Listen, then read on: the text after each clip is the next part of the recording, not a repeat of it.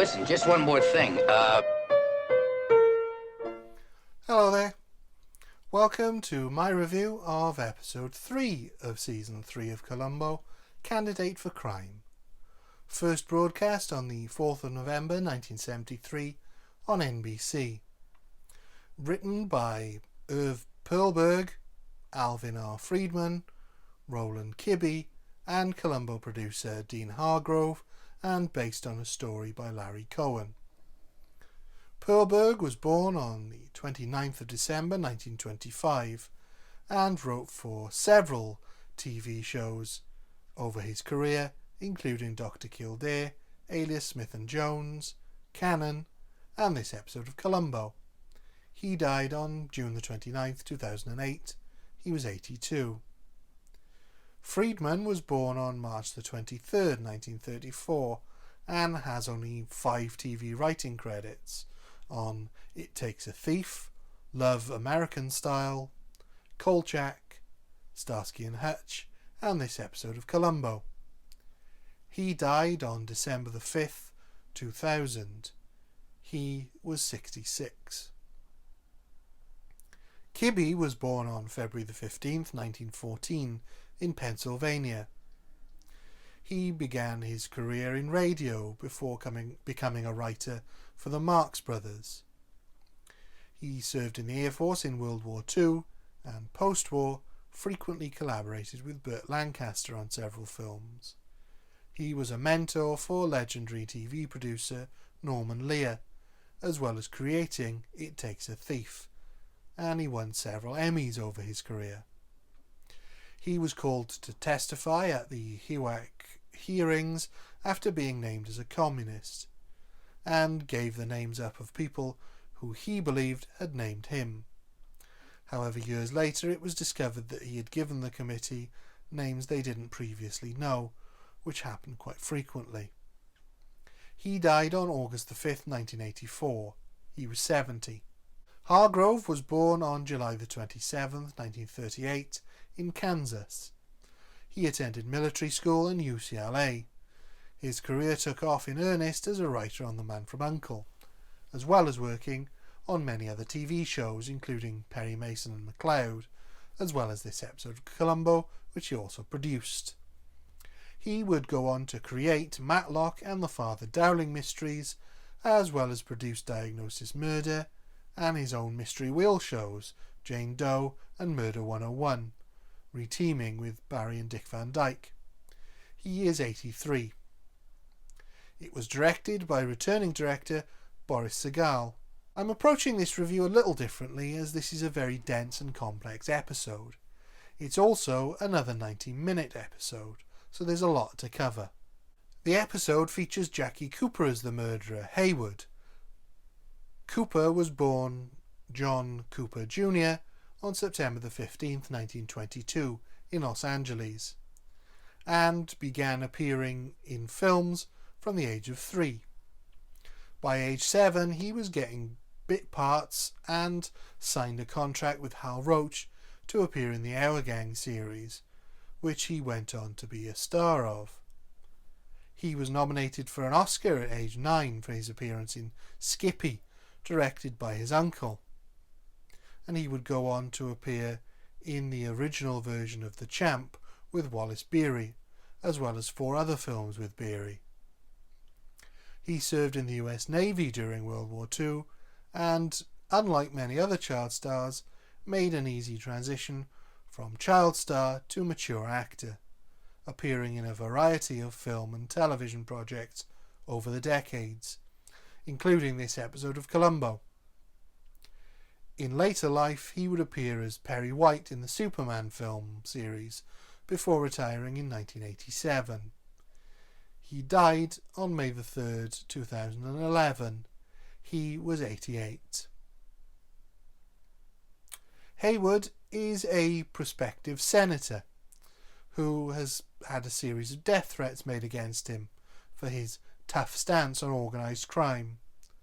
He's also cheating on his wife with his wife's secretary, and while his campaign manager, Harry Stone, played by Ken Swofford, loves the made-up death threats angle, He doesn't like the complication of Haywood's affair and demands Haywood break it off. No, I'm telling you, I've put too much into getting you where you are now to take a chance on blowing it. Now, whatever affects your political life affects me. Linda Johnson's a political liability. Harry, I need her. You don't need anybody but me. Swofford was a character actor with over 100 credits to his name, including 11 appearances in Murder, She Wrote as a variety of characters, 5 appearances in the Rockford Files in different roles, and 5 episodes of Lincoln Levinson's show Ellery Queen as Frank Flanagan. He would crop up in the films such as The Andromeda Strain, Annie, and Thelma and Louise over the years, and lived to be 85. We see Columbo early on in this episode, but he doesn't say anything, and you have to wonder whether that was a studio note to include him in the episode earlier on, as he doesn't really have anything to do. We're then back with Haywood, who, instead of dumping his girlfriend Linda, played by Tisha Sterling, Haywood murders Stone. Some might argue that is a bit of an overreaction, but he also doesn't really like Stone either. Here's where it starts to get a little bit complicated. Haywood tells Stone, Now let me break it to her, gently, personally. So Stone will have to impersonate him to throw off the police protection he has. Get in a car, drive right out of here, drop the car off at the beach house and call yourself a cab. While he dumps Linda. Except he actually just follows Stone to the beach house and shoots him with a silenced gun in the garage. I'm going to ignore the fact that there's no such thing as a silenced gun, as it's such a persistent trope existing in Hollywood forever, and it's not going anywhere. With Stone dead, Haywood replaces his watch with a flimsier one so he can break it after setting it to an earlier time. He turns off the garage light so it will be believable that someone could mistake Stone for Haywood, then goes home to give his wife a surprise party, which is also his excuse for shaking his police protection. At the party, he calls the police and pretends to be the killer, tipping them off that this mysterious assassin has just killed who he thinks is Haywood. Columbo hears of the apparent shooting of Haywood and goes to the crime scene, where he eventually discovered it is Stone who's been killed. And he, as the other cops, believe exactly what Haywood wants them to, including the Deputy Commissioner, played by Regis Cordick, returning from the previous episode in a new role. Columbo is not so easily fooled by Haywood's ruse, and the little things are already starting to bother him, like why the light in the garage was off. He goes to inform Haywood, who naturally acts surprised and devastated, but perhaps lays it on a little thick. Oh, leave me alone, please, leave me alone. With everyone gone, Haywood and his wife Vicky, played by Joanne Linville, argue, and Vicky wants to leave him. But Haywood convinces her she's got him all wrong and wants her to join him on the campaign. Oh, and also bring along her secretary, the devious sod. The next day, at the campaign office, Columbo is there and hangs around while Linda and Haywood continue their affair in Haywood's office. Haywood's secretary, played by director Boris Sagal's daughter, Katie Sagal, in a very early role, takes delivery of Haywood's jacket, and Linda leaves. Columbo watches all of this. He eventually gets to question Haywood, asking how the killer could have seen Stone at all, as he would have been in total darkness. Haywood attempts to excuse and deflect all of Columbo's suspicions, and I think it's safe to say that Columbo now knows that Haywood did it, and he probably also knows about the affair. Columbo's one more thing is to ask how much Haywood paid for the jacket that was delivered. It happens to be identical to the one that he gave Stone to wear as the disguise. This is not a mere distraction, as we've seen before, but an attempt to find out where the jacket was made. Because Columbo then goes to Haywood's tailor's, and we are treated to another actor from the previous episode. Vito Scotti returns, this time as the head tailor, and we get a very funny scene between Falk and Scotti where he attempts to describe the jacket that he wants them to make. Something soft. Cashmere. It could be. Flannel. Flannel. Is that soft? Yeah, with camel hair, that's nice. He engineers this entire situation to discover that Haywood had ordered his duplicate jacket 10 days earlier, long before Stone's death. Back at Haywood's, Columbo arrives with more questions. He asks Haywood about the jacket, which he explains away as being a replacement for his old, worn-out jacket, but also wants to know, Where did the killer call from? That's what I can't answer. Closest public phone is 7 minutes away in a gasoline station. and then when Haywood says the call must have come from there, Columbo drops the fact that the garage was closed. Haywood is unable to explain it, despite several different tries. Columbo then speaks to Mrs. Haywood about Stone's choice of clothing being functional but not stylish, unlike the very stylish but very flimsy watch he was wearing. He also manages to worry her enough that she causes Haywood to think Columbo is getting close. Yes, Doc. The detective, he wanted to know if the night of the party, if you left the room between 9:15 and 9:30. To throw him off the scent and back towards the idea of a mafia hitman, Haywood then writes himself a threatening note and gets his gun. He calls Linda and shows her the note that he has apparently received. He convinces her to say that she found the note so it's more believable that it came from him. There's then another walking press conference as a result of this, and a greater police presence guarding Haywood. In Haywood's suite, he makes sure he is left alone in his bedroom, and while there, he shoots at his room from the balcony with the silenced gun, and gets Linda to unknowingly take the gun away. Miss Johnson, would you be good enough to take this to the office and lock it in the safe? Oh, yes. He then leaves to go and vote. At his election party, in his suite, he goes into his room and sets off a firecracker to simulate the gunshot.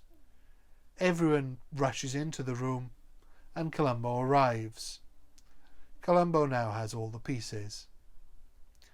Haywood is enraged at the accusation that he was the one that fired the shot. I mean, would you concede there's no gun in the room? Yes, sir. All right. Is this a bullet hole in the glass? Yes, sir.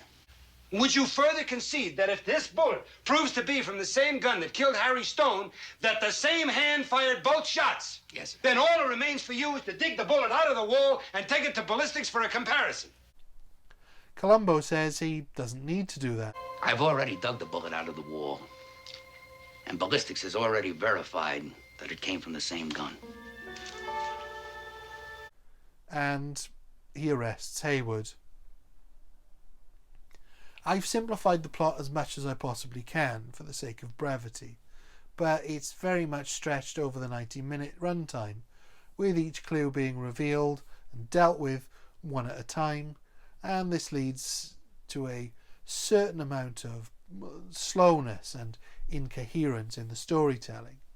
You really have to pay close attention to understand what is going on with each of the clues, but then in the end none of those clues matter because of how Columbo catches the killer. They're very much scenery purely for Columbo. I mean, I really like the gotcha in this episode. I think the way Columbo catches Haywood is pretty genius, but I also think it's not very believable that Haywood thought he would get away with it just by closing the curtains over the broken window and by moving his chair in front of the bullet hole. Surely the police would be making regular sweeps of the room, and would have opened the curtains to check the balcony and discovered the bullet hole in the glass. Unfortunately, I don't really care for the rest of the episode. It has far too many comedic scenes that don't really enhance or develop the plot that far, and far too much filler. It's clear to me that Columbo works best at 75 minutes. I also think the plot is overly complicated, and the structure means that the pacing is all off. The affair is completely unnecessary. If they had given Haywood better motivation for wanting Stone out of the way, then they could have cut the affair story with Linda entirely. I mean, she serves the same purpose as Vicky in the story. They could have just had Stone maybe blackmailing Haywood and given most of Linda's lines to Vicky, and it would have worked so much better. It means Vicky's character is very inconsistent too. She's a drunk at the beginning, then an empowered woman who's had enough of Haywood, then she's a loving wife, and then she's scared about Columbo's attempt to implicate Haywood. But we don't spend enough time with her to see why she's so changeable, so it feels like we get a different Vicky in every scene. I always feel it's a weak episode when Columbo doesn't spend too much time with the killer, and that's the case here. He's off having adventures with the dentist, the tailor, the traffic cops, the mechanic, the wife and the lover, while spending very little time with Haywood. Elements of the script feel lifted from previous episodes, like the fake mistaken identity in Requiem for a Falling Star, and the jacket ordered days before the murder, like the car in Lady in Waiting. So the whole film plays like an inferior episode or pastiche. Maybe it's a case of too many cooks with the amount of writers on this episode. But either way, it wasn't enjoyable to watch for me. I'd have to rate it 2 out of 5. It would have been lower, but I like the concept of the gotcha at least. Thank you. Goodbye.